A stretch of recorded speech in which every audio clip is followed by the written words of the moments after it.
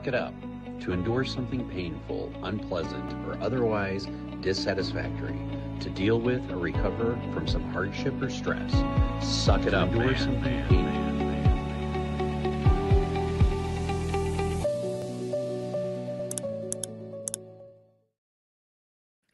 Welcome to another episode.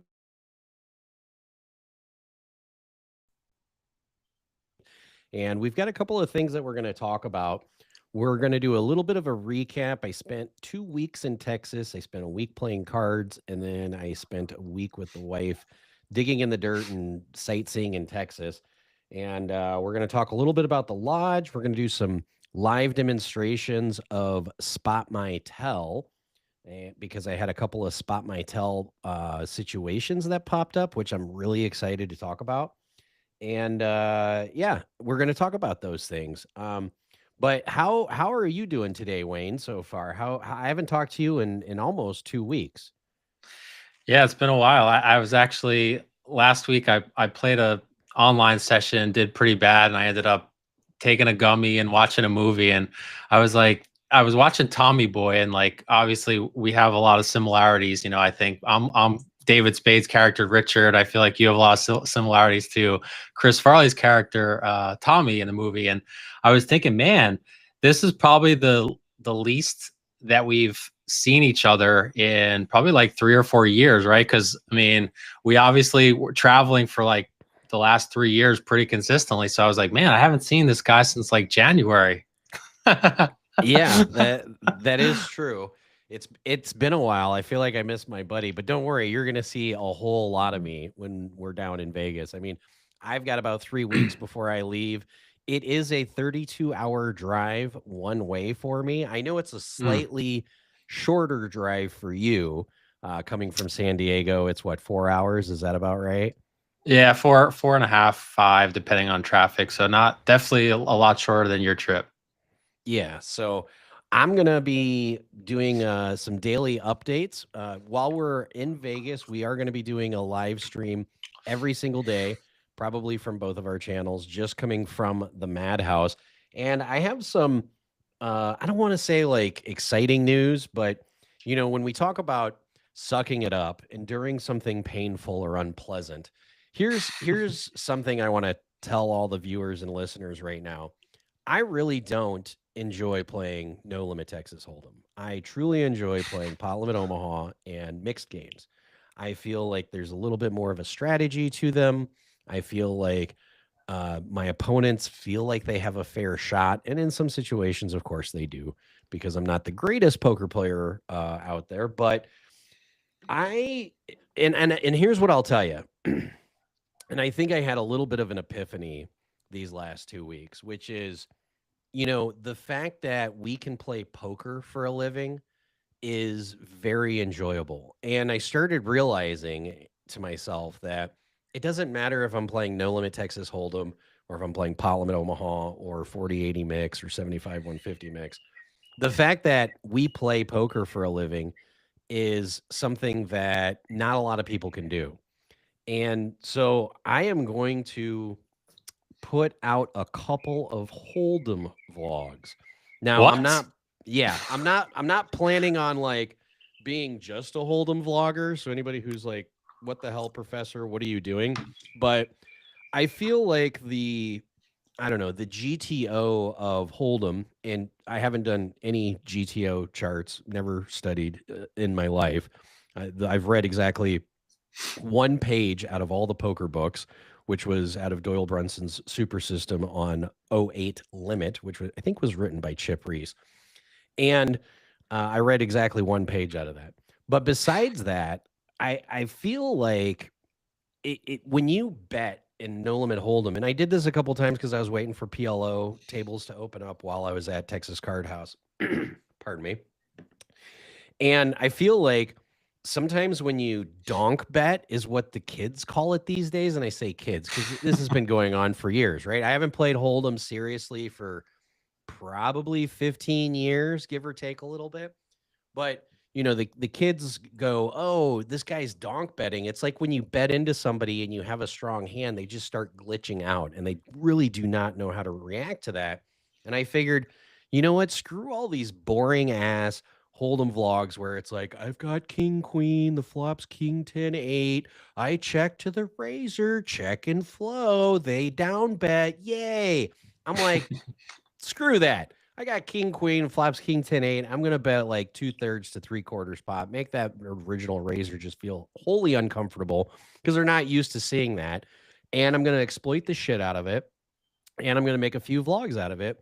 And I'm going to see what happens. Every time I've sat and played Hold'em while waiting for PLO, almost every time, I've had one losing session in the last year.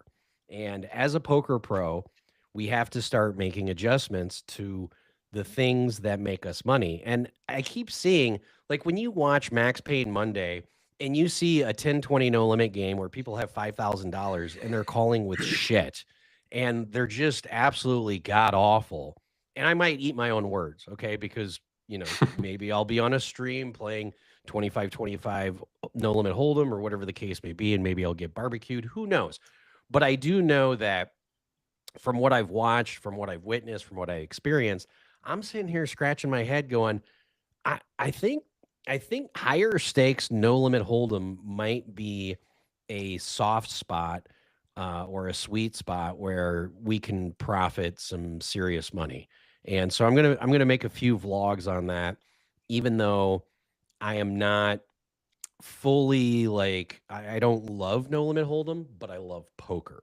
And I think that's something that I'm starting to realize. And here's the other thing. When I was in Texas, I managed to sit down to next to TJ Reed for about 4 hours. And every time I sit next to a tournament pro during a tournament, I like to pick their brain nonstop. And TJ, if you're watching right now, I really appreciate the conversations that we had. But it was very apparent. He's like, all I do is tournaments. I don't do any cash games. And we were talking about the advantages and disadvantages of tournaments and cash. And I almost think as a poker pro, instead of trying to do both tournaments and cash, I almost think you're just better off just eliminating one, focusing in on one, and then just honing all of your skills to that specific one. It's kind of like I can't remember who tweeted this recently. They said either be a really good content creator or a really good poker player. Maybe it was Joey Ingram. He said, don't try to do both. One will, or maybe it was Doug Polk. One will eventually, produce fruit. Where if you're trying to do both, you're going to struggle with both. I don't know. Am I out of left field here? Have you played any Hold'em lately? I haven't, but I know that we've talked about this probably on a podcast a couple of months ago where we had said the last couple of years we've seen numerous examples of we'd be in line registering for some tournament and there would be somebody in line saying, oh my God, Jimmy, I can't believe we're about to play our first, no limit Hold'em tournament, or they'd say our first tournament. And it was typically when they had one of the low buy-in big Hold'em tournaments, right? The Colossus or the Gladiator or one of these events, maybe the Mystery Bounty, what have you. So I don't know if I can play no limit cash anymore, right? Because I do like the excitement of tournaments. I just these last couple of years have seen that mixed game tournaments are just extremely high variance. But I do agree with you that there is a good amount of money in Hold'em, right? Hold'em's probably going to be the most popular game, right? So that's going to typically get the influx of new players, fresh meat, so to say. So I don't know. This series, as I mentioned, I'm going to be focusing on Big O Cash, and I've done a lot of studying and really just honing my skills and kind of reviewing books that I've read before, including yours. But I do agree that there is a lot of money in Hold'em tournament specifically. So I think after the series, we had talked about it. We might go on a trip, maybe Florida or Arizona or somewhere to, try out these Hold'em tournaments and just kind of see it. It's also been years for me since I've played Hold'em too. I predict and this is going to get into our next subject here. And here's something I'm going to say. First of all, when it comes to no limit Hold'em tournaments, I played in 2 while I was in Texas. And I cashed in one. The second one that I played, I legitimately max late regged. I was playing PLO, and I don't know what, maybe the table was bad. I can't remember exactly. But I remember saying, screw it, I'm going to fire this no limit hold'em tournament. And I managed to go from a starting stack, which of course max late reg is like 10 big blinds, to an average stack, which was huge. And then I ended up busting out. And I'm appreciative that I busted out because I got to use the Spot My Tell app or the spotmytell.ai website to go over my hand, which we're going to cover here in a little bit. But I think maybe after the series, especially since the lodge just got exonerated from all charges, I bet you they're going to have a huge, like $1 million, $250, $300 no limit hold'em tournament in Austin, Texas. And I think that's where we need to go, because I'm telling you right now, you're right. The hold'em tournaments, when you have as much experience as we do in reading people, reading situations, we know better, right? In certain situations, if we just give ourselves an extra 10, 15 seconds to think about the hand and all the action that has happened pre-flop, on the flop, on the turn, or whatever street we're on, we know where we're at, and we just need to trust our gut. And I think if we do that, I think we are going to start crushing the lower and medium stake tournaments, like anywhere from a $200 all the way up to maybe $1,000 buy-in. It still pains me to think about buying into $1,000 no limit hold'em tournament, where $1,000 PLO tournament, I'll like drop on, not a big deal, drop it out right away. But thinking, oh, I'm going to go play $1,000 2-card tournament. But I want to give a shout out to Premium Hand Sean, because he was like, look, you're really good at hold'em. Like when him and I first met, I went to his game and it was all hold'em. And he was like, Josh, honestly, he's like, he doesn't want me to say this publicly, but he's like, you're one of the best hold'em players I played against in a long time. And he said, you just need to play tournaments. He's like, once you start honing your skill on tournaments, he's like, you're going to see how positive EV they are. And that's the thing. Like it was a $600 buy-in. I believe it was like a $500K. No, it was a $300K guarantee. And the prize pool was just shy of $1 million. Like the WSOP in Texas was hopping. I mean, they tripled all of their guarantees, except I do have two issues with TCH. First of all, they're a great place to play. Okay.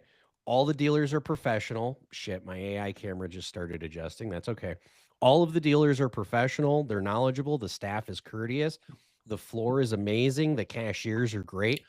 I have nothing negative to say about how that whole thing runs, right? The two issues I have, one was with parking, which I made a short about, which got something like 40,000 views, which I'm sure, trust me, after I made that short, they came up to me and said, Mr. Professor, we understand you have a problem with parking. And for those of you who don't know, they were charging $20 to park and valet, which if you want to offer valet services, hey man, I'm cool with that.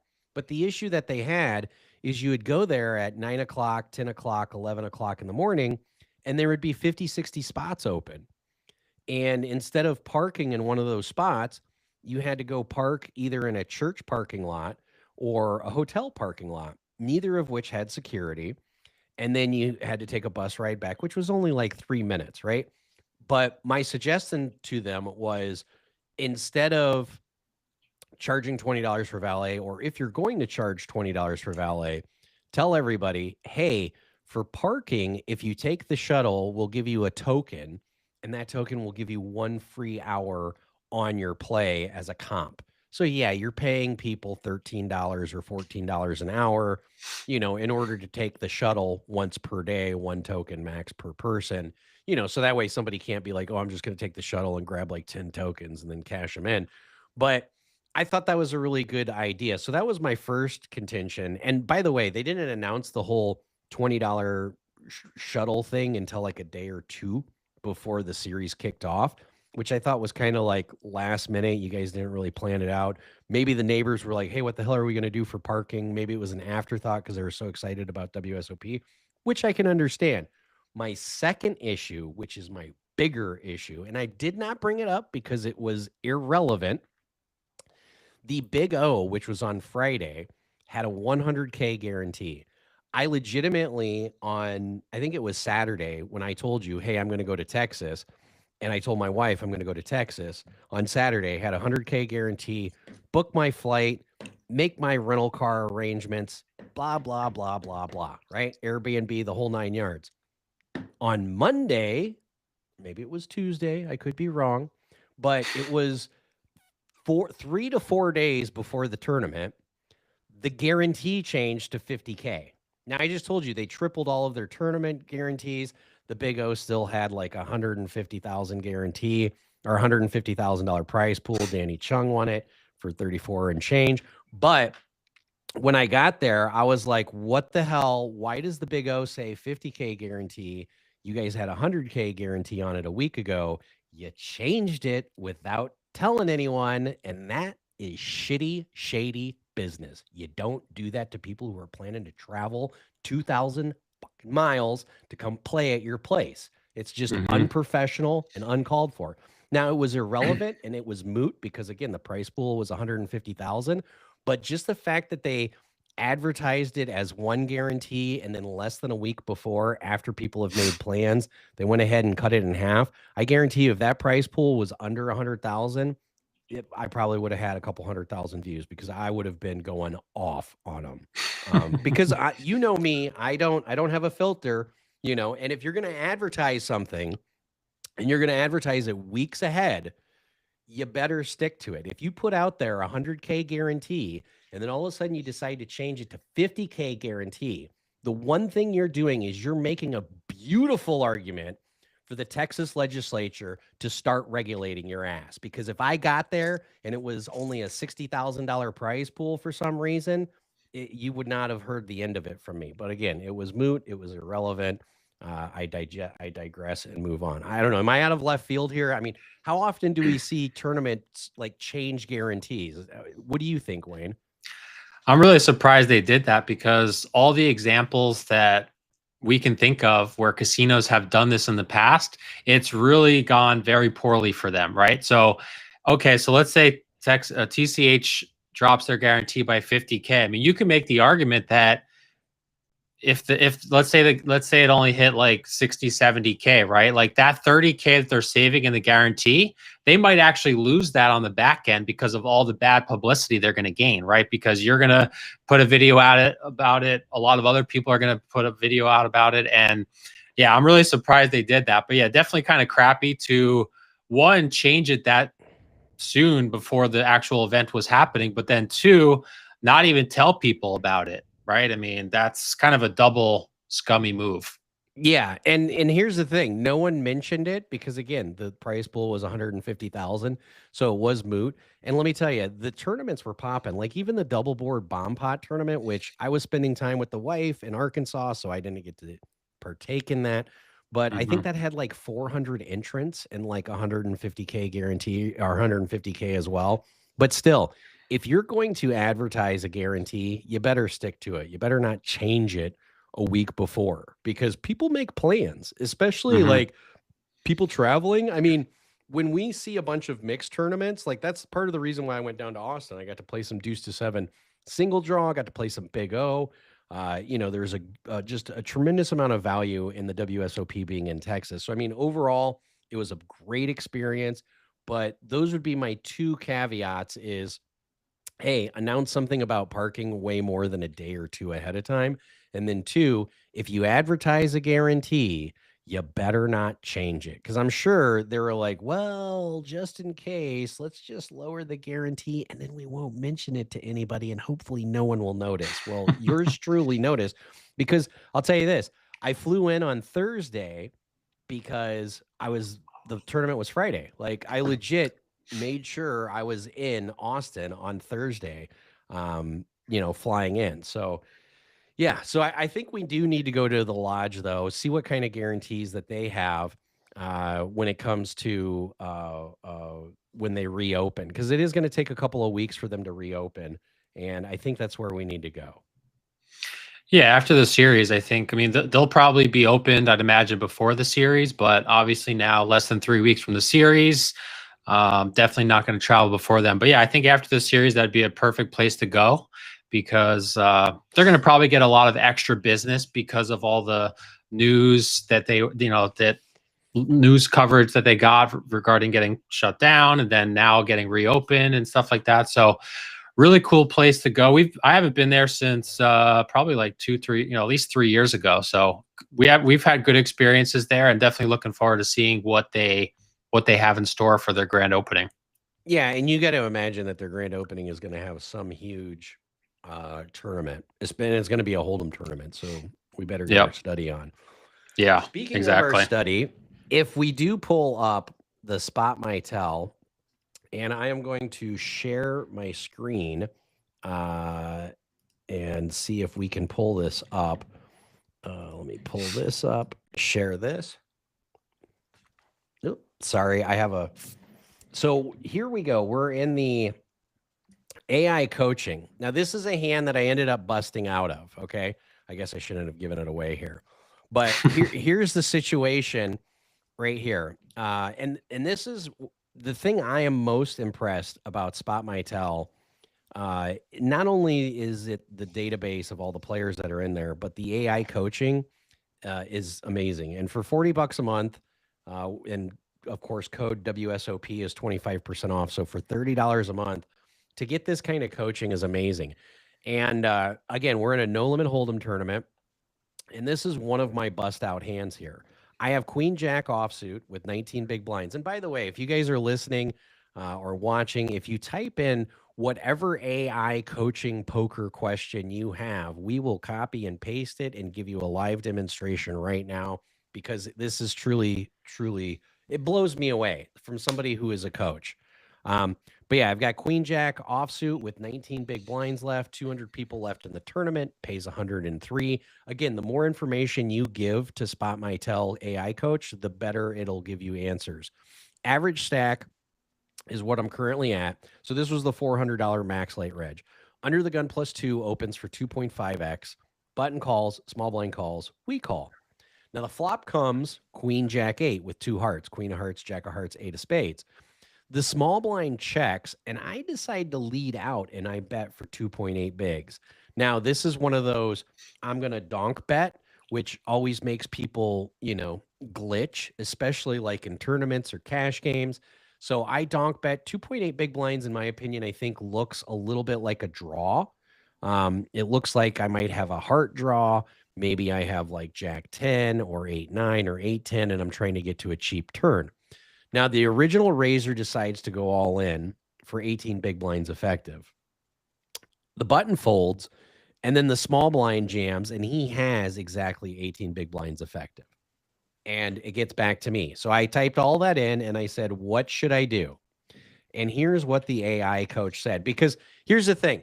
When I brought this up to 3 other people afterwards, because I said, hey guys, I want you to see what Spot My Tell does. And I said, what would you do in this situation? All 3 players, who are all tournament players, said, I call. You have top 2 pair. You have to call. You have to call. You have to call.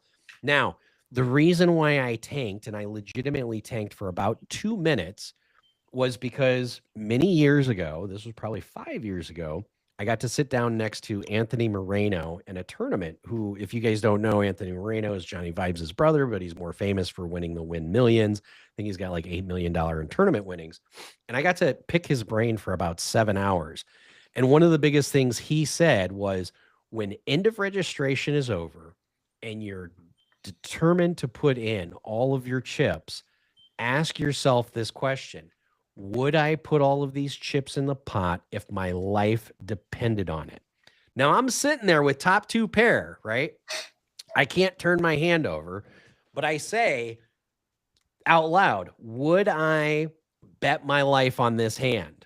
And I'm in the tank for 2 minutes, okay? And I even said out loud, no, I would not bet my life on this hand. I'm like, for some reason, I feel like I'm beat. So here's what he says. You called anyway. And then I called anyways. Yeah. I think the old school Daniel Negreanu, know that you're beat, but you put the chips in anyways. So it gives you an equity breakdown, gives you effective stacks. Under the gun likely has Queen, Queen, Jack, Jack, 8-8, Ace, Queen, King, Queen. This is his whole range, right? Medium pocket pairs, small blind, the cold caller. His range is wider, includes broadways, middling pairs, flush draws, and some speculative hands. Your Queen Jack has about 42 to 48% equity. versus the combined range, right? So the AI figures out what your combined equity is. Now you could easily make the argument and say, hey, you've got 42% equity, Professor. You're three ways. It's positive EV. In a cash game, yes, I completely agree with this statement 100% of the time. In a tournament, no. And this is the thing I am learning as a tournament player, switching into like tournament no limit hold'em and stuff like that. And again, I was in the tank for 2 whole minutes. I almost had the clock called on me by somebody who wasn't even in the hand. But here's what he says: it's a fold, which like it just says it's a fold, and I was like, what? It's a fold. ICM pressure dominates with 200 left and 103 paying. You have what's called payout fold equity at 19 big blinds, which again, I was at average stack. I'm not desperate. You can fold down and wait for better spots. 2 jams into you means you're likely dominated or in a flip at best. And here's what it says. The hand strength is deceptive here. Queen Jack looks nice, but you're favored against 1 jam. Like when the original Razor jammed, I'm like, oh, I'm so calling this guy. He's got aces. He's got kings. He could have ace king of hearts. He could have ace 10 of hearts. He could even have like ace 9 of hearts, maybe even some king 9 of hearts, right? So I was going through that in my mind, and I even said to myself, what the hell does the small blind have? I said, so I think I'm up against an overpair and a flush draw. Like, first of all, even if I am up against an overpair and a flush draw, I still don't like my chances, right? It's like if the board in pot limit Omaha comes 7, 10 jack with 2 diamonds and you have 9, 8, 5, 6, right? Or 9, 8, 5, 5. You're like, I have the best hand, but I don't have the best equity, right? Mm-hmm. So it says I'm a favor over 1 jam, but against 2 jams, I'm almost certainly losing. Even if you win the main pot, the side pot, so it says when I lead into 4 players, it's showing a lot of strength. And then when they raise, they're showing way more strength. So I mean, here's what it says. Calling both jams costs you 36 blinds to win a pot of 50 big blinds. You need 42% equity to break even. So it's basically a break even call, but because we're close to the money, again, I max late reg, it's an easy fold. Wait for a better spot. You have fewer than 2 opponents all in or in deeper stacks. Your 19 big blinds is your lifeline. Preserve it. Now, here's the fun part about this. And I'll stop sharing the screen for right now. I ended up calling after tanking for 2 minutes, and the original Razor turns over Queen Jack first. And I go, your hand's no good. And he goes, you can beat this? And I said, no. I said, you and I are tied. I said, but I think the small blind's got it. And sure enough, small blind turns over 9, 10 for a flop straight. And, it's one of those things where if I had listened to, hey, my tournament life is on the line, I need to preserve these chips as much as possible, which is funny because I went down to 1 big blind and I spun it up to 7 big blinds. And then I had an opportunity to win another 19 big blinds at the time and got sucked out on the river. But it was funny because I was spinning it up and people were like, holy shit, this guy really knows what he's doing. No, I just applied the principle that Anthony Moreno told me years ago, which is even though you're down to like 1 or 2 big blinds, don't put it in unless, unless you feel, yes, this is something I absolutely 100% have to do. And, it did remind me, I played against, you and I have both played against Yuval Bronstein, right? Mm-hmm. And regardless of what you think of the guy, when he plays tournaments, those very last chips of his do never go in the pot unless he's like willing to bet his life on it. And that's something you and I have to cement in, especially for the series, especially since you're going to play a couple of tournaments. I know you're like, I'm just going to focus on Big O Cash, which is great. I think you need to, because I'm going to play Big O Cash as well. Especially since my average hourly on the Big O at the Paris is broken. It's one of those things where, I just think back of like the players that I played against when we were getting down to like 2 tables, 1 table, 3 tables, 2 tables. And I think back, they always they're willing to fold even if they have 2 or 3 chips left or 2 or 3 big blinds left. And here's the other thing, Wayne. Do you remember back in December, not of 2025, but of 2024 in the WPT triple draw tournament where I ended up having 1 big blind and the guy had 80% of the chips, 3-handed, and I ended up spinning it up and getting second? Yep. I got to play with that guy a lot in Texas. Oh, and he really? sits down next to me and he starts telling this story. And I look at him and I go, yeah, the guy to your left is that guy. And he goes, oh, I know, Professor. He goes, I know it was you. He goes, I tell everybody that story. He goes, I tell everybody, no matter what, especially in a limit tournament, if you're down to 1 big blind, you can spin it up. And I was like, yeah. Yep. And then I, and then I found $20. But, yeah, that was my experience, is particularly in that one hand, which just blew me away. And I'll pull up another one here in a minute. But what do you think about this on the Spot My Tell AI coach? Like, does that surprise you with the Queen Jack hand? It doesn't. When you were kind of going through the hand and before you scrolled down, I was actually thinking fold. The reason it tells you to fold is because you don't have any fold equity, right? You have to basically call off most of your stack, right? The guy who shoved the original raiser had you covered, right? The original raiser had 1 or 2 big blinds less than me. Okay, so most of your stack, has to go in the middle, right? So point number 4 on the Spot My Tell when you were scrolling down said fold equity is real, right? And if you think about it, this might seem very simple and basic, but if you never have to go all in, you never lose the tournament, right? So like if you can pick up chips by like 19 big blinds, right? Like let's say you can raise to 2.5 or 2.2 or whatever the kids are raising to nowadays, and you pick up a bunch of chips and you're able to spin that up, right? But if you have to call, like in order to call off the majority of your stack, your hand has to be much stronger than it does to shove your remaining stack, right? Because let's say the situation was reversed. Let's say somebody else bets 2.8 big blinds and you have 19 big blinds and you shove over the top. That's a pretty significant raise, right? Over 6 times their raise. You definitely have a lot of fold equity there. But when you have to call off 18 of your 19 or 20 big blinds, like you got to be really, really strong, right? Queen Jack strong there, but yeah, I think it's close, and I could see why those other tournament pros would say call. But I always would prefer to shove my remaining chips in the middle than call if I have kind of a middle of the road hand.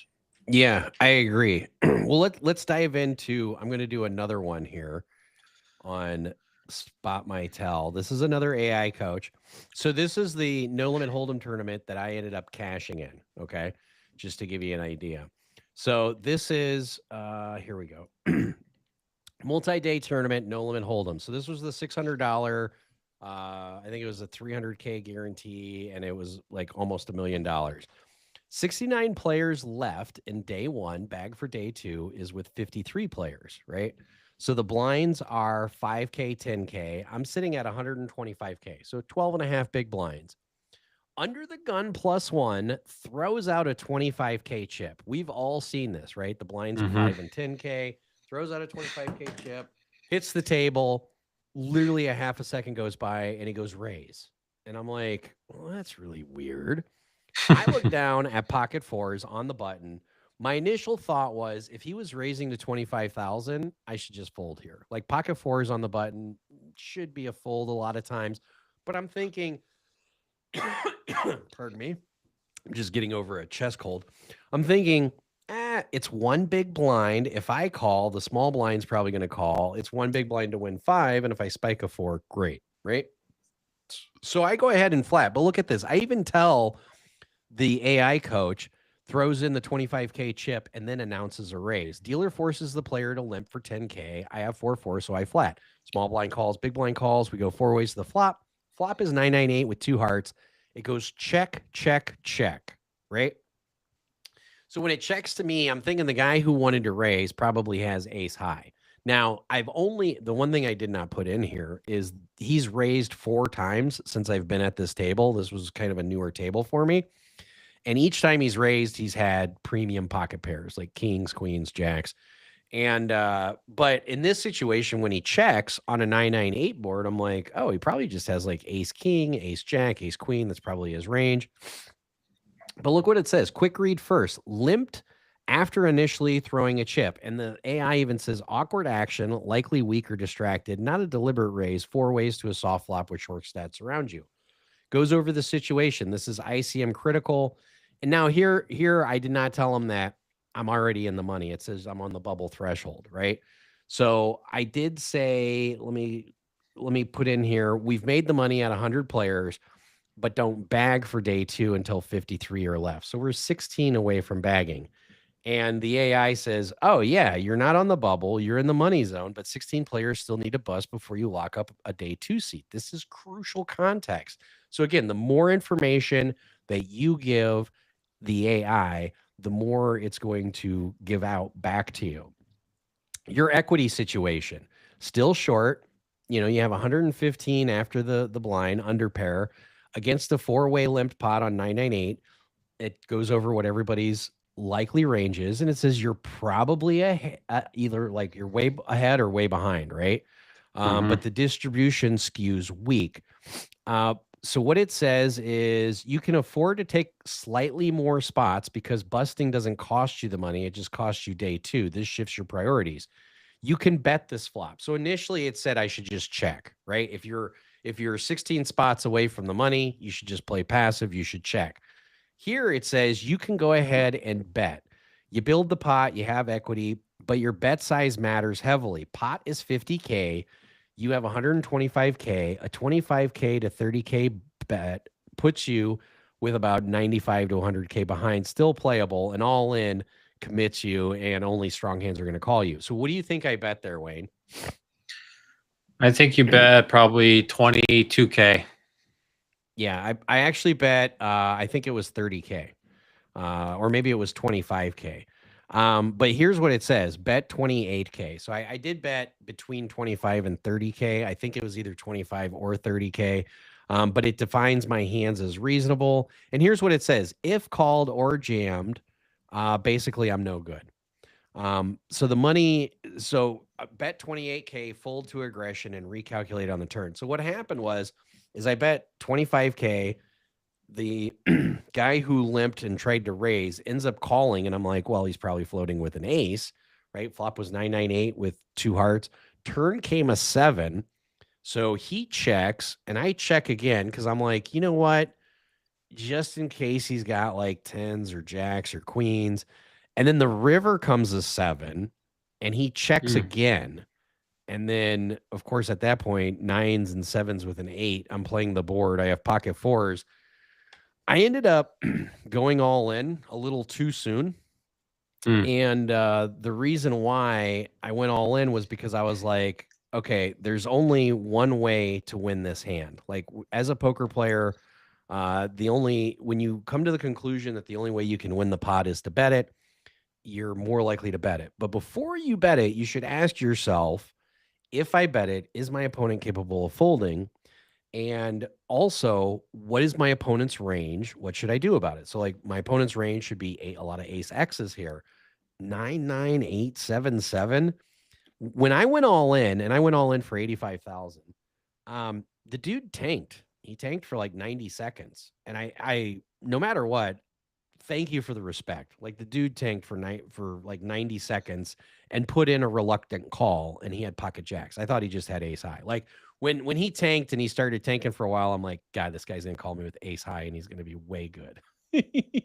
No, he had pocket jacks. But you know, that's the thing. The spot might tell. It was amazing because after I busted it out, I put it in there, and then I was like, oh, it says if I get called, just shut it down unless a 4 comes. And again, this is another situation where, as a seasoned pro who's been playing for years and years and years, and keep in mind, I haven't played a lot of Hold'em tournaments lately. Like, I'll be honest, I think that was my 3rd or 4th Hold'em tournament in like 7 years that I had played. But yeah, it was very impressive with the analysis on this. So I mean, I don't know, I'm pretty impressed. So I'll give you guys one more example that I busted out, because here's the nice thing about the Spot My Tell AI is it just doesn't do Hold'em. It just doesn't do PLO. It doesn't do Big O. It doesn't do just one. It does them all. It does deuce to seven no limit single draw. It does deuce to seven triple draw. It does double board bomb pots. And it factors in tournament ICM implications and everything else. I'm pretty blown away. So like the next vlog I come out with is going to have a ton of Spot My Tell. This is the hand I was in. Here's the exact scenario. This is what happened. Thank you for joining us, Alan and Sean. We got a couple of guys here that I know personally, and you've played with Sean before, and Alan is from St. Louis. But I've got a deuce to seven single no limit draw. Maybe I should quiz you on it and then see what the AI says. How's your deuce to seven game single draw in a tournament, Wayne? I think I've only played deuce to seven single draw twice, but the first time I played it, we actually ended up going heads up, and I ended up shipping that one. So maybe I do know a little bit about it, or maybe I just got lucky. Who knows? So, well, it's one of those things where sometimes when you're dangerous on not knowing what you know, sometimes you can play a little bit more open. So here's one of the things that I put in here, and I'm going to give you an example of the hand. Everything that I put in. I'm playing deuce to seven no limit single draw in a tournament. Again, this was at TCH in Texas. Blinds are 200, 400, big blind ante of 600. We're on level 3, so we're pretty easy. We're pretty open. Rebuys are still available. I'm currently the small blind with about starting stack of 25K. I'm holding Jack 8, 7, 6, 3, which you and I know in single draw is a pretty decent hand. But there's a pre-flop raiser to 2.5x, which was pretty standard. I call out of the small blind, and the big blind 3 bets and makes it 2,500. Very value raise heavy. Under the gun tanks, then calls. I put in here, what are my best options? Since it's level 3, I would say the field is inexperienced, just based on not a lot of people have deuce to seven single draw experience, but they're balanced. So here's what it says initially. And I'm going to skip down a little bit, because initially the AI was like, oh, you could be losing to like 9, 8, 7, 6, 5. And I'm like, wait a second, straights are bad in deuce to seven. And it was like, oh yeah, you're absolutely right. But it says you're in a tough spot, but it's highly exploitable. So it breaks down the action. It's generally weak, because we are looking at a 3 bet. So when I scroll down and put in, wait, straights are counted as high in deuce to seven. So he says in deuce to seven, yeah, straights are the worst hand. So it goes over revised analysis. So it does say I do have somewhat of a made hand. It goes over all the hands that beats you. And it goes over range analysis versus big blind's 3 bet, right? Specifically on deuce to seven, under the gun tank calls. Still screams marginal, but now it could be medium non-straight hands. So he could have Jack 9. He could have a 9 high, a weak draw. And it says against a balanced big blind range of 3 medium bet hands is about 40 to 45% equity. Call is reasonable 60 to 70% of the time, which is what I ended up doing. And I even said because I was recording the entire deuce to seven single draw tournament, and I was like, yeah, I'm going to be asking the Spot My Tell a lot of these questions. And it even says I can stand pat with Jack 8, which isn't that bad of an idea. But if I draw, I'm pretty much announcing my hand. But he says you can call 70% of the time. You can fold 30% of the time. And then it says you can re-raise like 5% of the time, which it says is kind of a little bit of a blunder. But I thought that was really interesting to put in a deuce to seven no limit single draw. And here's the other thing is there's a solver lab in there where you can pull up any cash game you want. If you want to do big O or double board, whether it's cash or a tournament, and you can just say, give me another quiz, give me another quiz, give me another quiz. And it'll keep popping up scenarios like, oh, you're on the turn. Here's what this opponent does. Here's the situation. What do you do?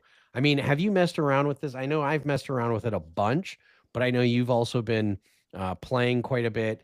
because you have some things you wanted to talk about as far as playing. Have you put in any of your hands into the Spot My Tell AI coach? I've put in a couple, but I haven't really played as much live as I wanted to. And I'll kind of tell a little story, and then you'll kind of know why. Maybe I haven't been playing as much, but okay. But yeah, so I haven't really played much live this year. As I mentioned previously, our last poker trip was in January, right? And then since then, I've played a little bit, right? I'm in San Diego. I'm about an hour and a half away from LA. So I've played a little bit there. I put a vlog out like 2 or 3 weeks ago from a session I played there about a month ago. And then recently, like the last 2 weeks, I said, you know what? Like, I want to get some live hands in because we've mostly been playing online. And although I like that, we're going to be playing a lot of live, or mostly live at the series, right? So I went to a local casino. I'm not going to say the name, but I haven't really been to this casino much, even though it's very close to me, for a couple of reasons. One, they haven't really spread a lot of mixed games in the past, right? So I've actually driven further than this casino because these other casinos offer more pot limit and big O and stuff like that. But I recently checked Poker Atlas and saw that they were running a pretty fun mix game. So I ended up checking it out. And the first day, the game was pretty rough, but I was really just there just to kind of get my feet wet a little bit, kind of get used to live. And the game was rough, as I said, but I just want to kind of highlight a couple things. Back when I first started vlogging, people would always comment that I'm super tight and this and that. And I always would tell people that you can't be a nit and an asshole at the same time, right? Because when you go to play poker, your first goal, of course, is to win money, right? But your second goal, in my opinion, let's say winning money is 1A. 1B, if you're a winning player especially, should be, how can I make this game as entertaining as possible, right? Because the house always wins, as the saying goes, right? So the house is going to always win money. They make their, here in California, it's most places are $7 or $8 per pot. So they make their rake per hand. So you as a winning player, you're making your money off of other players in the game, right? So mostly the fish and the whale. So I'm not saying that you have to dump a bunch of money, but your goal besides winning money is to try to make the game enjoyable, right? So this game was pretty rough. So, and to give you an idea of how rough the game was, I actually suggested, hey, can we all put the straddle on to try to like loosen the game up? That's the first time there that I should probably have left, but I hadn't played live. I hadn't played live in a while, so I was kind of committed. It wasn't that far. It's like 25 minutes. Was it a 5-5 game or a 1-2-5? Like, was the straddle 10 or was the straddle 20 or what was the straddle? The straddle was actually only $5 because it's a 2-3, but then it's a $5 bring in. So under the gun can straddle for $5, which makes the opening raise $20 instead of 15. So it's not even that big of a straddle. But I said, hey, can we get the straddle going to try to like loosen this game up? And people did not look too happy about it. We probably played like 2 or 3 orbits. And then finally, reluctantly, like the last guy who was the holdout was like, fine, I'll put the straddle out. But he looked like he just heard his dog died. Like he just did not want to do it. But he finally was like, okay, because he kind of felt the pressure, really, because everyone else was pretty tight, but he was the last holdout. So he did it. And what's funny is these are all mostly regular. So again, it wasn't a good game, but he put the $5 straddle out, and then another guy took a picture of this. He's like, guys, I just want to get some proof. So he literally took a picture of the guy straddling. So multiple signs that should have left the game, right? But point of this story is we got the series coming up in less than 3 weeks, right? There's going to be a lot of people coming in from all over the country, all over the world, right? So if you're a winning player, let's take if you're a losing player. Like if you're a losing player, you can get away with a lot more, right? Because you're dumping money into the game, so that's the value you bring, right? But if you're a winning player, even if it's at the series, right, which is only once a year, maybe you're not going to see these people ever again, or if you see them, it might not be till next year. But you have a responsibility to try to help make the game as good as possible, right? So for example, like in my game back in the day when I would play at Lake Elsinore, I never really gave much action. I usually min bought or bought in like 300 and would mostly play aces. So I didn't really give much action from my hand standpoint, but I would take my headphones off. I would like try to make conversation. We would talk about sports. A lot of the guys in the game were into golf. I don't really like golf. I've said that it's not really my most fun game, but I play with my dad because it's something we can bond with. And there was a couple times where I would literally watch the Masters or whatever major tournament was going on just because I knew that I would be playing that Monday, and it kind of gave me a little bit more ammunition to talk about and kind of add to the conversation and make the game a little bit better, right? So again, you can't be a nit and an asshole, and if you're a winning player, just try to do whatever you can to make the action players have a good time, right? Because we've talked off air. You've mentioned it to me. I've heard it from Mark and like other people that a lot of games are becoming private. Like a lot of the action players are becoming private, right? And because if you're an action player, and if I'm playing at this game that I was playing at, and there's a guy who is reluctant to put a $5 straddle in, and he looks like he just died a little bit inside, like why would I want to play in this game? I'd rather go to a private game, even if the rake is higher, right? But these private games, typically they're going to provide food. They're going to provide drinks. They're going to usually have like some kind of massage girls, whatever, some entertainment there. So I see Depending why. on the rake. Oh, depending on the rake, right? So I see why a lot of these action players are moving to private games, because I think that most people now just kind of take, and they don't think about, they just think about how I'm going to win the most money, which of course is your number one goal.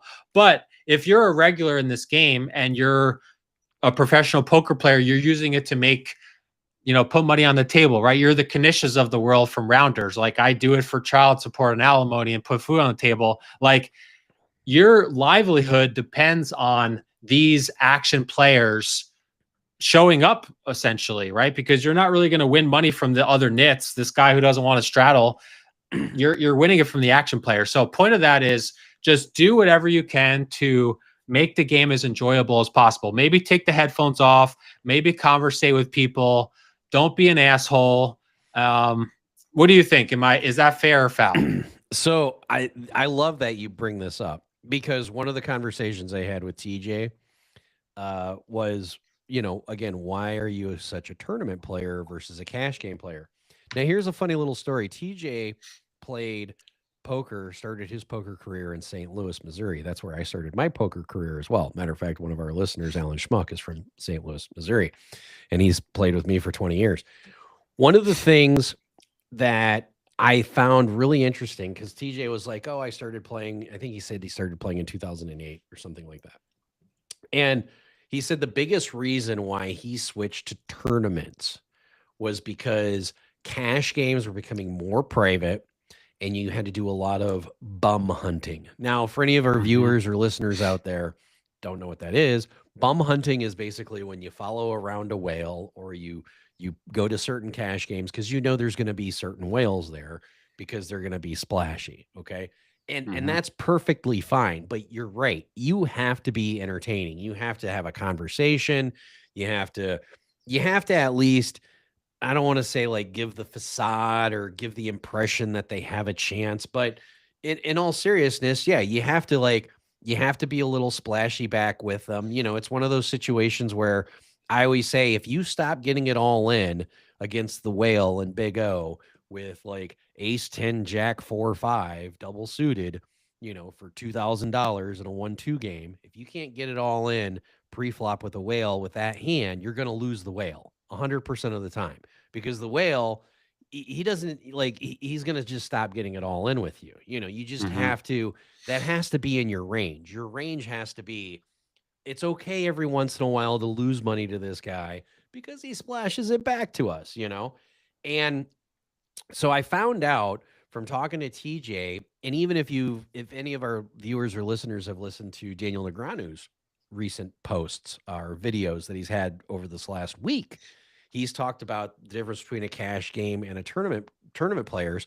And now he's almost exclusively a tournament player because it is hard to find a juicy cash game. That's why when I'm watching these streams, I'm like, what the hell am I doing grinding it out in 5510 PLO or 125 PLO or 125 Big O? You know, it's one of those things where, again, I'm going to just start off playing like 75 150 limit or 25 Big O when I get to the series, just because I think the games are way juicier. And I've played those games before, and they generally are way juicier. You mentioned headphones. Chance Corneth put out a post on X today. Chance Corneth, very good tournament player, wins a lot of money in tournaments. And he even said, if you're going to the series, one of the things you should do when you're playing poker, like just in general, whether it's cash or tournament, you just playing poker, take your goddamn headphones off, turn off your phone, be in the moment. He's like, Yep. It's going to be annoying at first, but in the long run, it's going to help your game. One of the first things I tell my students is, are you wearing headphones? That's like one of the first questions I ask in the very first session. Do you wear headphones? And when they say yes, I say, stop wearing headphones right away, because you're forced to interact with people. And you know, Wayne, when I'm in a tournament, generally my phone's off. Like my phone is off, unless it's a special circumstance. But my phone is off. When I get to the break, I'll turn my phone on. I'll try not to have my phone on for more than 7 minutes of the break. That way I can still have an actual break from everything. But I think you're right. Like the bum hunting, if you will, becomes a little bit more difficult to like follow the whale, you know? But it's still very available and very viable. But I think for our purposes, we need to expand into a little bit of no limit hold'em, because there are more whales in no limit hold'em than there are whales in Big O. Like I think about, and this is not to dock the Venetian, it's not to dock Big O players, but I remember the Venetian put on a 25, 50, 100 Big O stream with Sean Rice and Nathan Weisner, both very nice guys. Love both of those guys.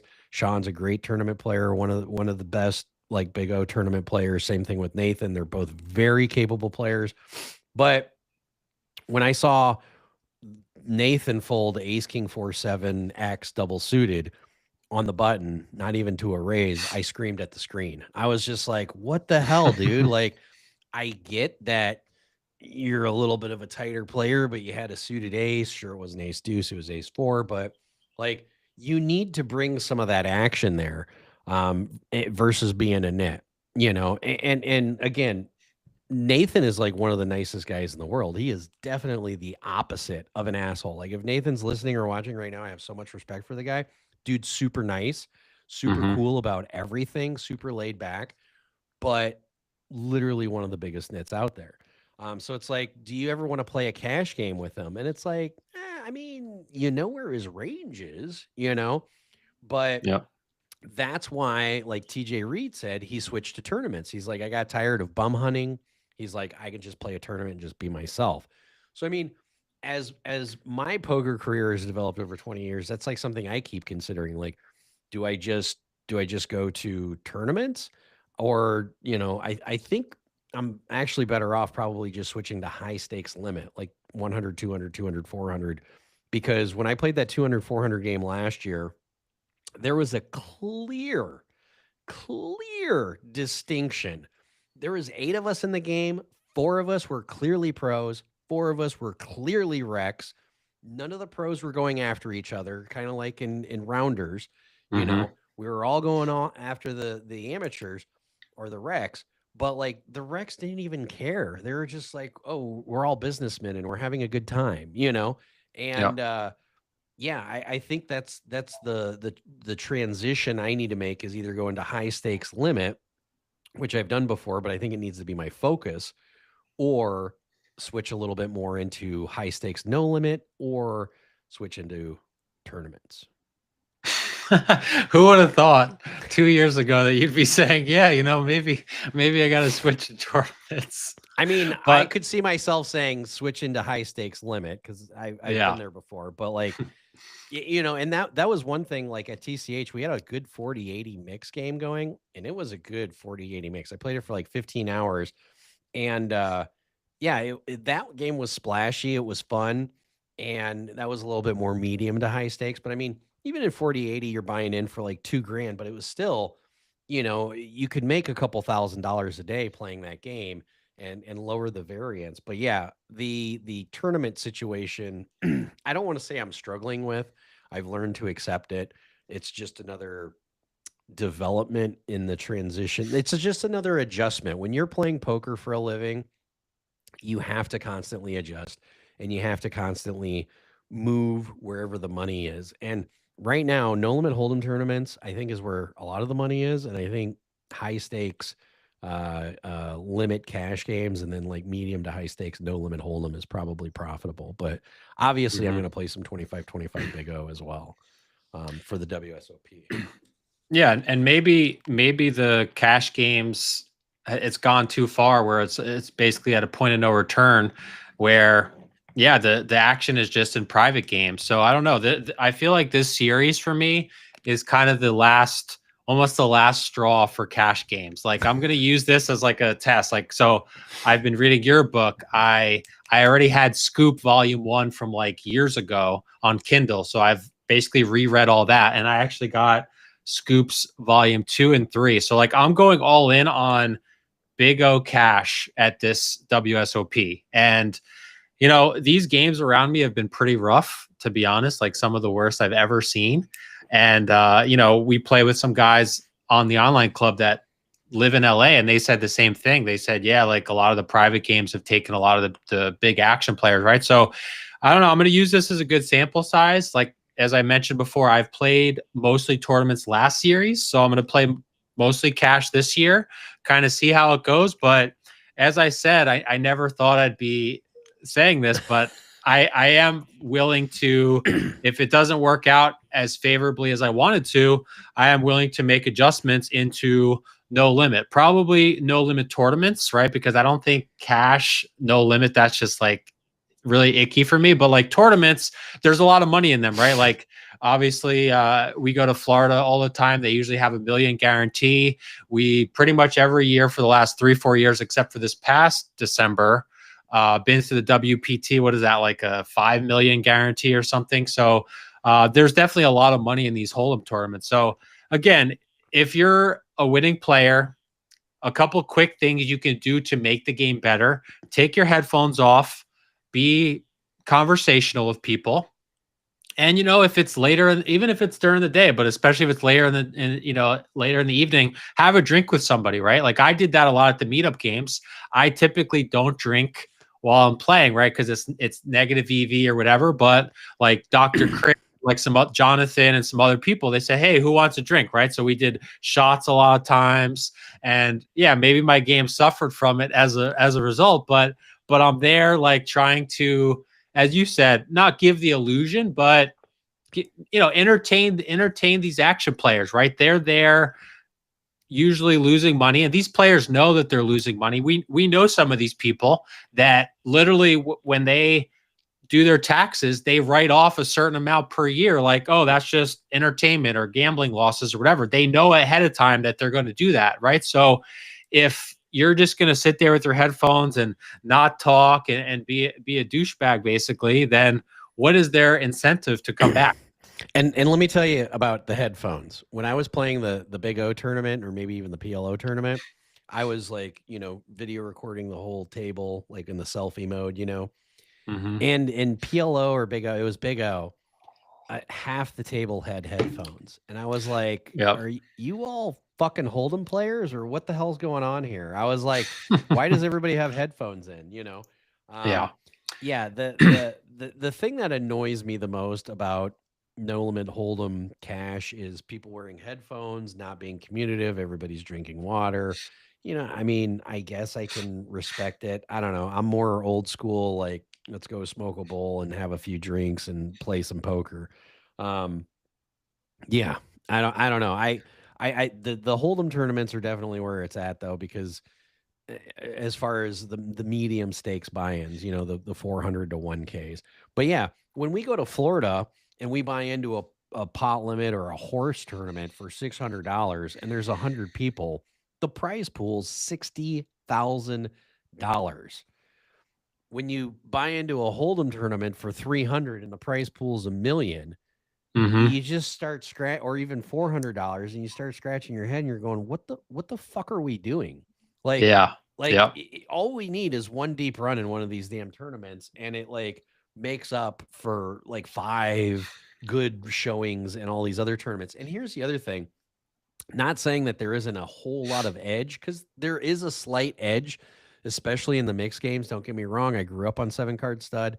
I love 7-card stud, but like 7-card stud and Raz and stud 8, sometimes when you're running through that gambit and you're just like constantly bringing it in, or you're just constantly anteing and you're just getting grinded down, you're just sitting there going, oh my God, I'm just getting brutalized, because even in 7 stud, like if you have ace XX, ace whatever, it doesn't even matter. Let's just say it's ace 4 or 7 and stud high, and the other guy's got like pocket 9s. The 9s doesn't have a whole lot of equity. Like I suppose we could put it in the spot my tell, but it's probably around 60% equity. You know what I mean? So even if you have the 9s, you still have 4 more cards that can run out and just ruin your world.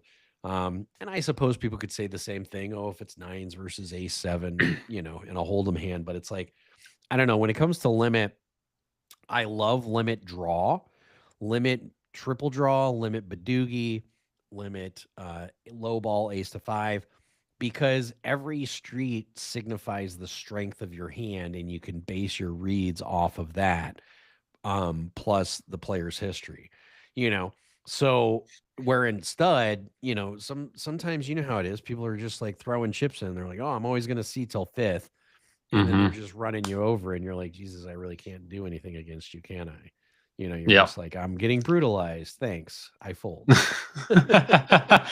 Yeah, what you said about in stud, death by 1,000 cuts. That was me at the Raz tournament last year. I had Barry Greenstein to my left, who literally wrote the book on Raz. And he's like, yeah, I've been playing Raz for like 35, 40 years. And he said, I've never seen someone bring in as many times as you brought in talking to me. So like that was literally my Raz tournament. Like, 3, 7, 6, 5, ace, deuce, king of spades. I'm like, are you fucking kidding me? Like every time, like, and Raz, I would say, is the most unfair. Like when you bring in like stud 8, right? Like if I bring it with the deuce, I can still have a really good hand. I might have like an ace and a 3 under there. I might be rolled up or whatever. But like when you have a king or a queen in Raz, I mean, you could have two wheel cards under and call, but you're basically screwed. But one quick thing I forgot to add, another thing that made this game completely unbearable and miserable,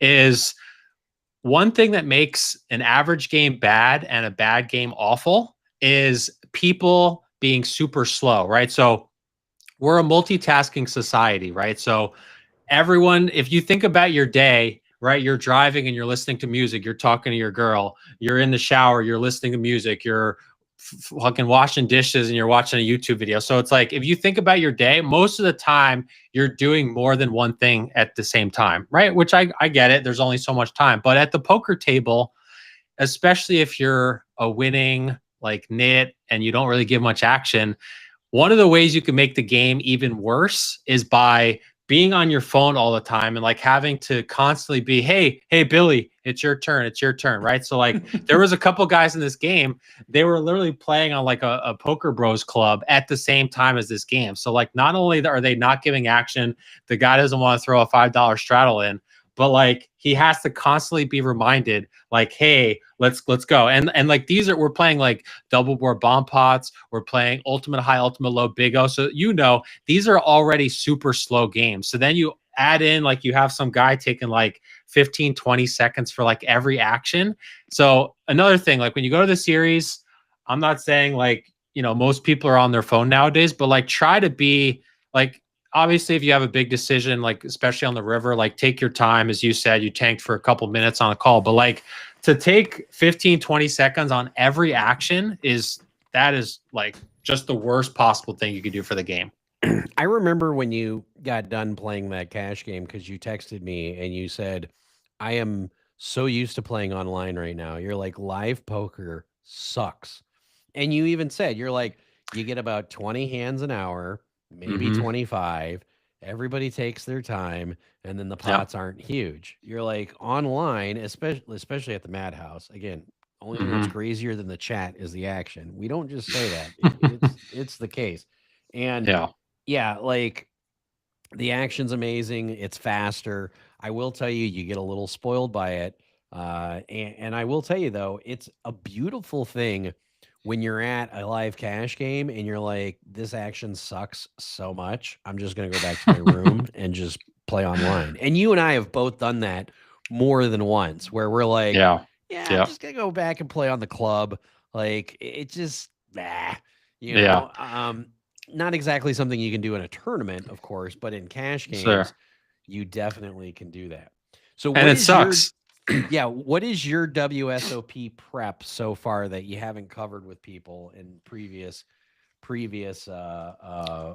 streams? What are you doing to prep for the WSOP, both mentally, physically, maybe not necessarily spiritually, but mentally, physically, as well as for your game? I mean, obviously you're focusing on Big O, so you're studying a lot. You're reading some books. And what else are you doing? Yeah. So mentally, as I've talked about, I do a lot of meditation. I work out. Like today, before now I'm 37. I don't know. Like when I was in my 20s and early 30s, you can just work out as hard as you want, and like you're fine. But like as I've gotten older, and like I've always been fairly active, I see now like probably 2 or 3 times a week I'll wake up and maybe I slept on my bed wrong, or like maybe the workout from the previous day, and I'll just wake up and my body's just kind of like tight and I'm a little sore. So like what I've been doing in addition to my running and my weightlifting workouts is I'll literally just go on YouTube and I'll just do a 15 or 20-minute stretching routine, right? Where you just get a yoga mat, and you've done these, you know, you do yoga and stuff. So like as you get older, like, so I've just been doing that, like stretching, just like keeping my body like in shape, right? Because it's really one of the worst things for you sitting at a table, right? For multiple hours. And that's what you're doing. Like all the people that are going to be at the series, you're playing tournaments, especially you're playing 12-hour days, you're sitting in a chair, like it's awful for you. So I think doing some kind of stretching routine, right? Like I always stretch after my runs as it is, but now I've just been adding in stretching routines a couple times a week, which has helped a lot. So that's one thing.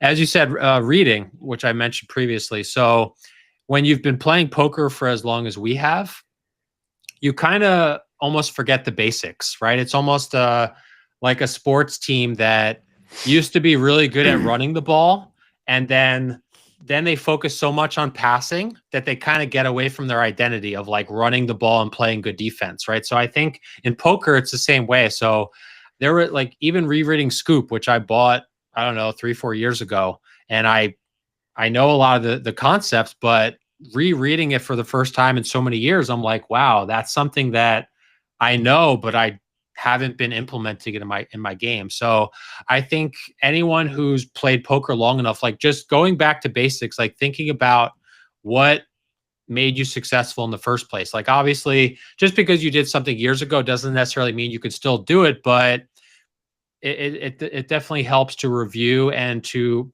get better, right? If you're not getting better, you're really falling behind, because with Spot My Tell, with all the solvers out there, with all the reading material, with vlogs like yours and mine, there's never been as much information out there as there is right now. So if you're not doing everything you can to improve your game, you're really falling behind. Yeah, I think practice is key. You know, like you said, study, practice, exercise, having a good mental game. I think those are all key. I think it's I'm doing pretty much the same thing. I'm starting my yoga routine now that I'm back from Texas. I'll be doing that prior to coming out to the series, and then I'll be coming out. It's important that you have good WSOP prep, you know, and if you're coming out to the series for the first time, make sure you take your time. That's probably the theme of the series, is even though we just said live play slows everything down and it sucks and don't take your time in cash games, when it comes to tournaments, when it comes to being at the series, make sure you take your time, make sure you pace yourself. I think one of the biggest things for me is I need to not have such long sessions. Like I've had 12, 15, 40-hour sessions.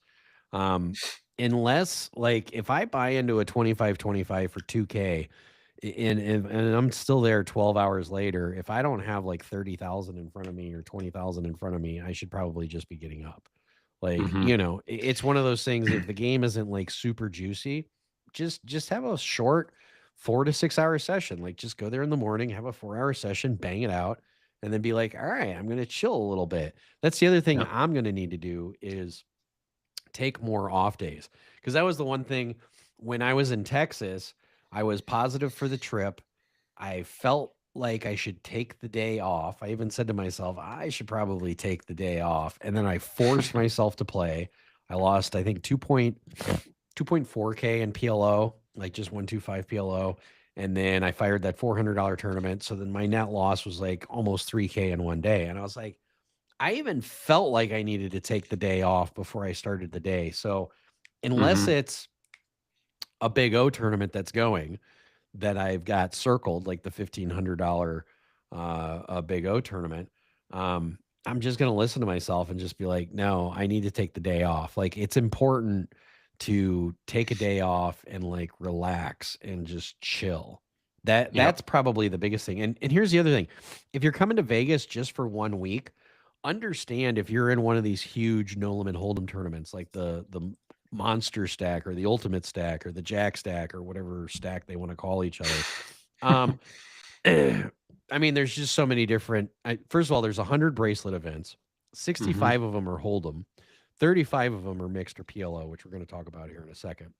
But with all the hold'em tournaments, if you're here for a week, if you play that one tournament and you run deep, you're not going to play any other tournaments. You're just pretty much Mhm. playing that one tournament. Like you're going to play it Yep. for 4 or 5 days. Yep. Period. End of story. But I do want to talk about the WSOP has 65 no limit hold'em events and then 35 bracelet events that are PLO or mixed games. And it was Mhm. really interesting. We reached out to the WSOP to be part of the vlogger program. As you guys know, Wayne and I are both vloggers. We're like number 2, number 3 vloggers for the most part for pot limit Omaha or mixed games. Like Jay Nandez is number 1. You can make the argument Phil Gaffond is kind of number 2, but he doesn't do like a weekly vlog.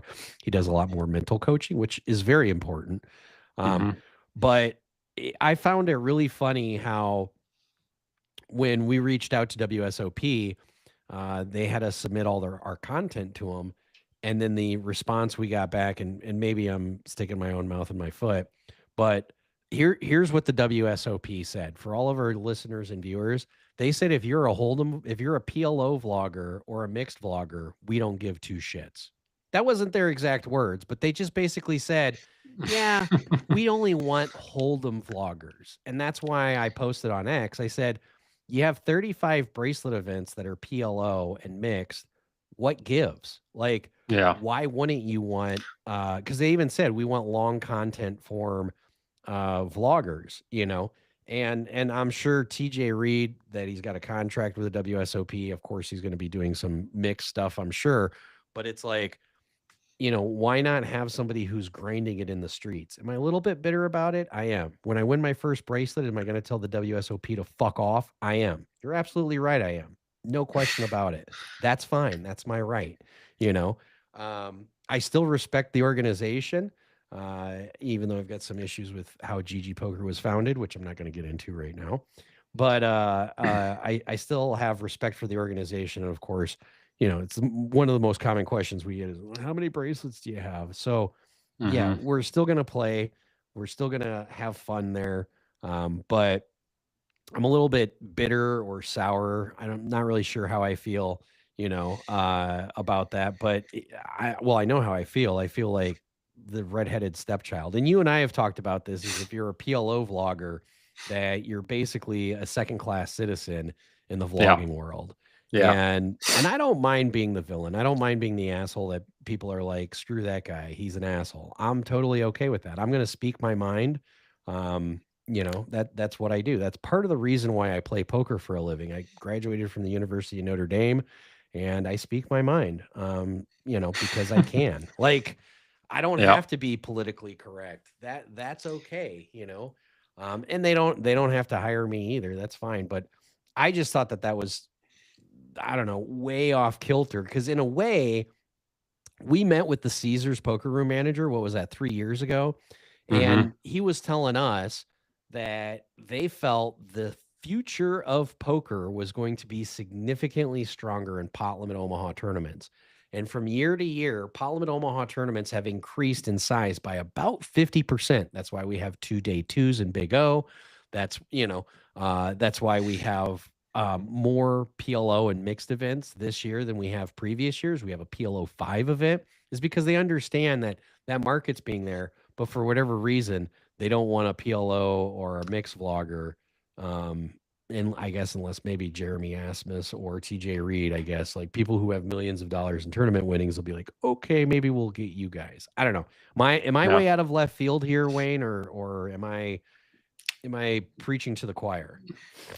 No, I agree with you. It doesn't actually seem like it makes any sense, right? So they, on one hand, they say, hey, we recognize there's a growing demand in these games. As you mentioned, they added PLO 5, right? What was it, 3 years ago, or 3 or 4 years ago was the first Big O event. They added the first of 1,500.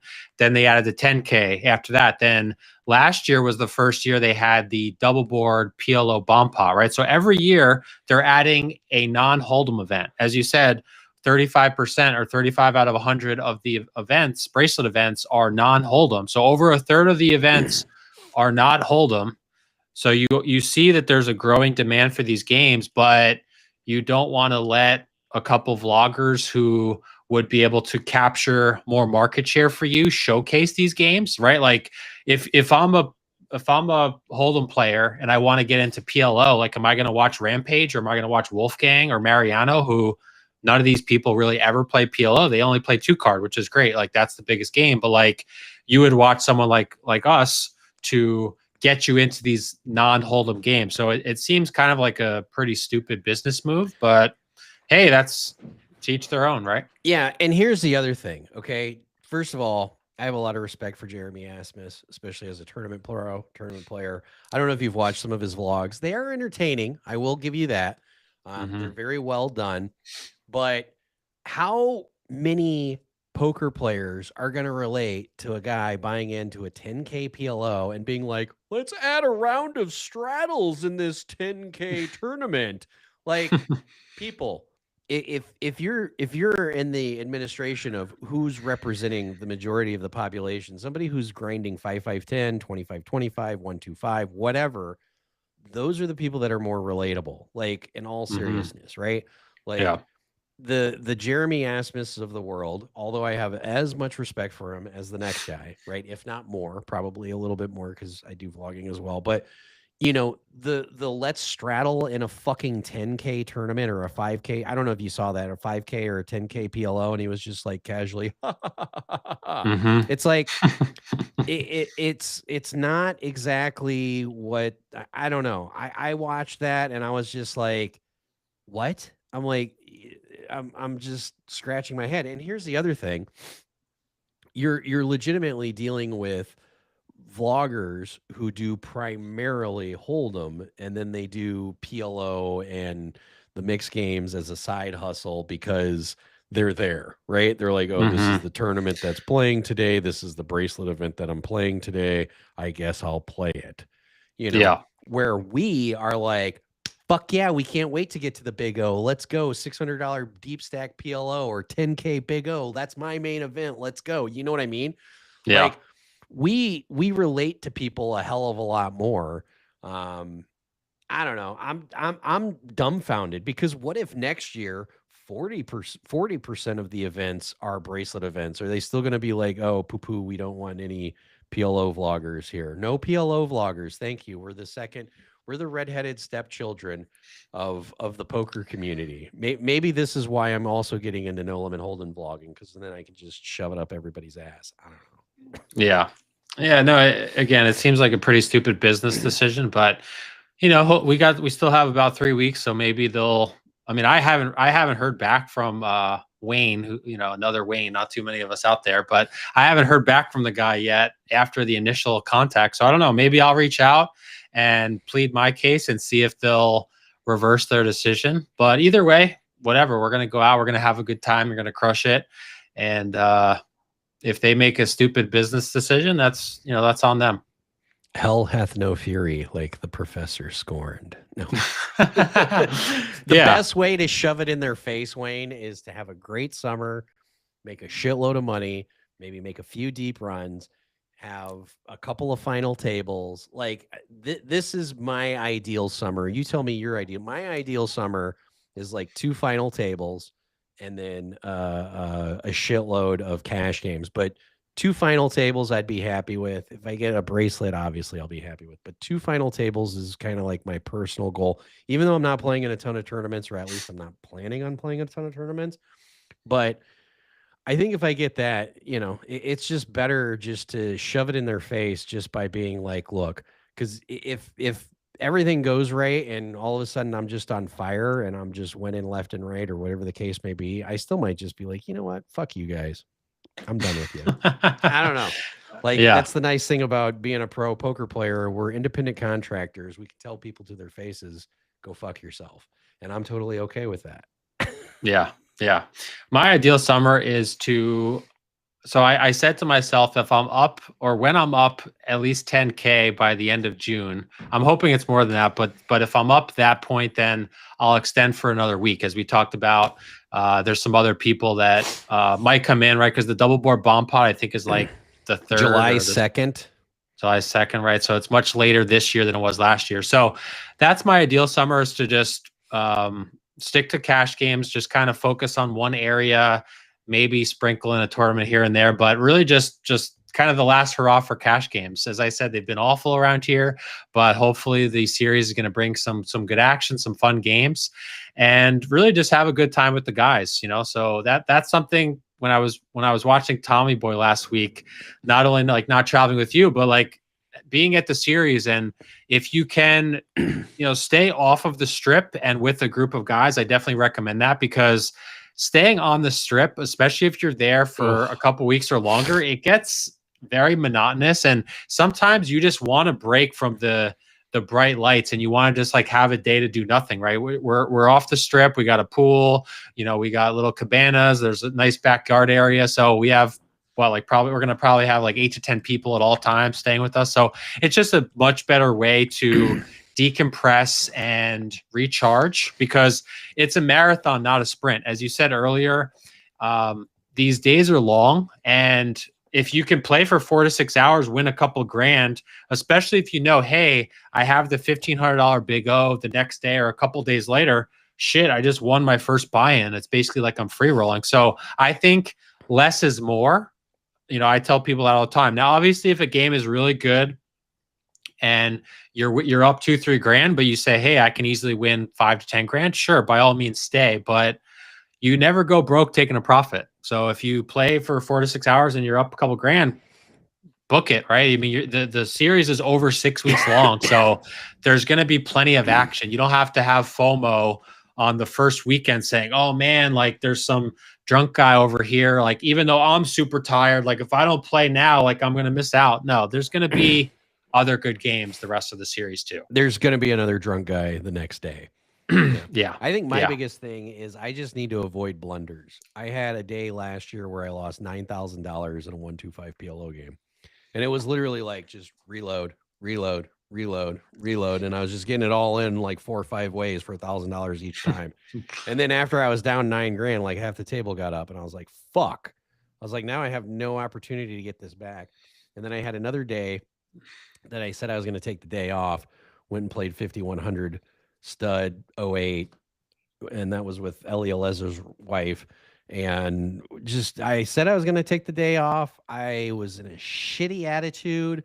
The guy he doesn't host it, but I actually saw him a couple of weeks ago and I thanked him. I said, hey, thank you for calling me out. Like I was being an asshole that day and I apologized to him. And, one thing Wayne will tell anybody is when I make a mistake, I will own the fuck up to it. I will own up to it. No questions asked. But yeah, it was one of those things where that day I lost like 3 grand or 35. I think it was 3 grand. And then the other day I lost like 9 grand. If I just have those 2 days, like just don't even play.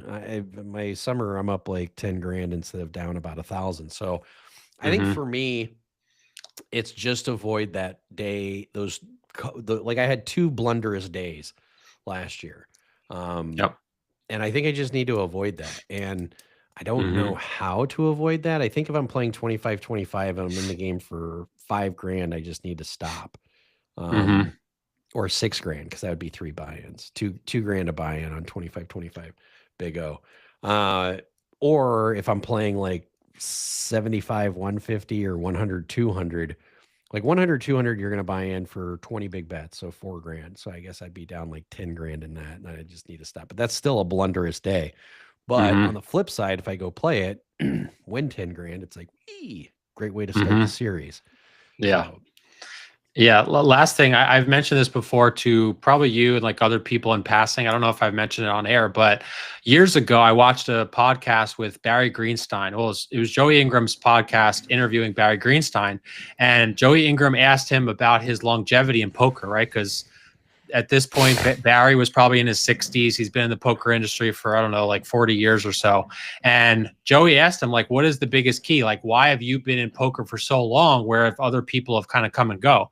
And he said that in relation to his colleagues, it's not that he won more than them, but it's that he never lost as big as them. So what you just said, right? Like you had the 9K day down and then 3K day down. That's 12K. Like if you eliminate those 2 days, your summer looks a lot better, right? So I think that goes along with taking care of yourself mentally, taking care of yourself physically. If you're there for a long period of time, remember, it's a marathon, not a sprint. Like take your days off.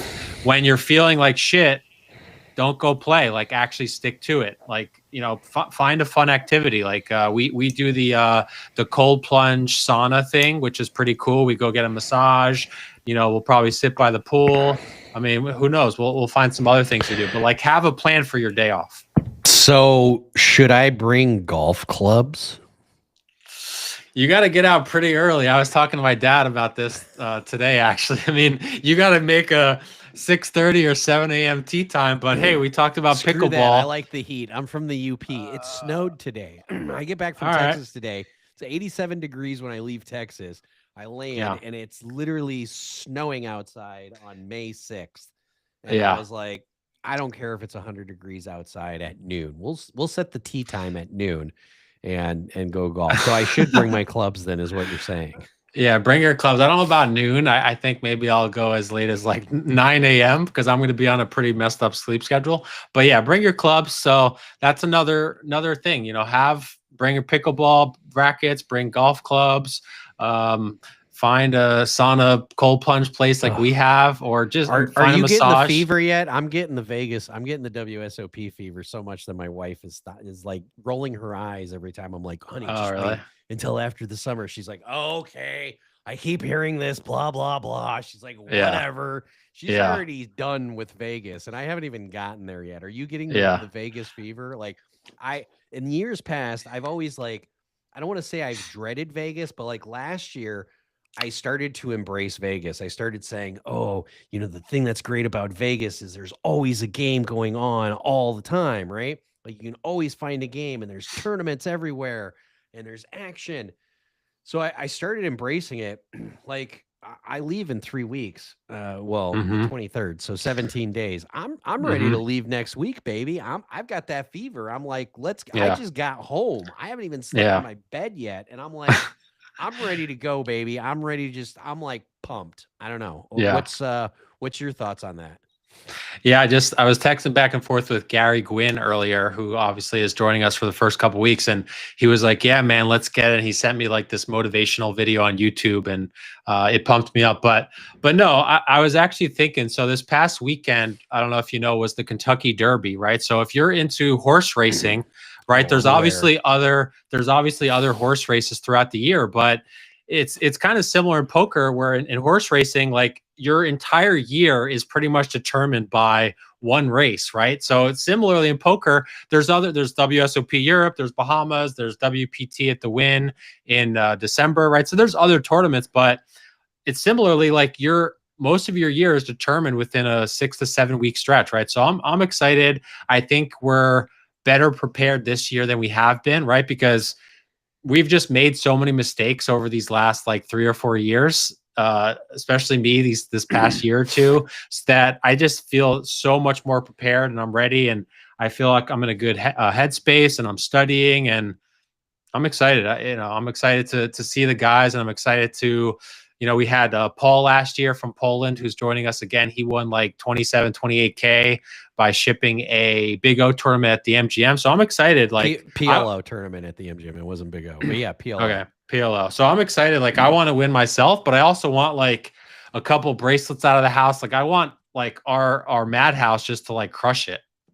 Yeah, and we're definitely throwing 2 parties this year. We're gonna have one party around my birthday, which is June 6th. I mean, Big O's June 6th, June 7th this year. But we're going to have either a shroom party or a party, and then we're going to have another party in between the 1500 Big O and, oh, shit, there's my AI.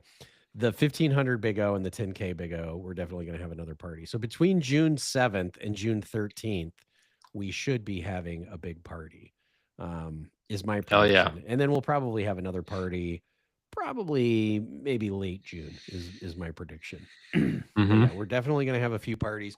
You're right. We're doing it even better this year. We've got a cook and a cleaner who doesn't play any poker whatsoever. We've got a huge mansion that we've got a shitload of people coming out to stay with us. This will be fun. It'll be exciting. I think the part that I like the most is just having everybody in the same household, like, and just feeling the energy, like when I made day 3 on the Big O, like I had a couple of people come up to me and they're like, "Oh my God, dude, you can just feel the buzz. You can feel the energy around here." And I was like, "Yeah, wait until I bust out." Yeah, no, I mean, that's something I felt when I was thinking about years past, like traveling and stuff. That's the thing I miss the most about the poker trips, is just having the camaraderie of the guys. And you hear about, athletes say the same thing. Like they say, yeah, the money's good and playing in the games, but the thing they miss the most is like the locker room, like having, being next to the guy and like knowing, hey, like I'm going to do it. I'm going to give it all I can. And you do the same for me. Like, that's what I miss. Like, so it's going to be really cool being in the house this year, bigger and better than before. And just kind of, we're kind of battling the world together, right? We're gonna all hit it and hopefully all crush it. Yeah, I'm looking forward to it. So if you guys want to be a guest on the Suck It Up Man podcast, or if you have any topics you'd like us to cover, obviously we have been covering a holy shit ton of WSOP and poker lately. It's kind of what we switched a little bit because the WSOP is coming up and it's pretty much our main focus in life. But send us an email down below at suckitupman. What's the, oh boy. Oh, wow. AI is all over the place. Oh my God. This is the problem with AI people. No. But yeah, if you guys do want to be a guest on the podcast, send us an email down below. Or if you guys have any suggestions or topics you'd like us to cover, again, we're covering everything poker related here, but I think we covered a lot of it. Spot my tell, don't be an asshole if you're a nit. I really can't stress that enough. Like, I just want to say one more time, if you're super tight in a cash game and you've got your headphones on and yeah, you don't owe it to anybody, but like you're not doing yourself a favor. Like even if you're an introvert, like I think that's, you look at a lot of the poker vlogs, like I think Brad Owen is very introverted. And there's even some new poker vloggers out there that appear to be introverted. And that's how they're getting out, is through that, like, get out of your comfort zone a little bit and chit chat with people and have conversations with them. I think that's if you're playing cash, I think that's key. So yeah. What else would you like to add, Wayne, before we peace out? I think we covered everything. So again, let us know what you want us to talk about. It'll be poker focused, and we'll see you guys. We'll see you guys next Wednesday, 7 p.m. Eastern. All right. Peace.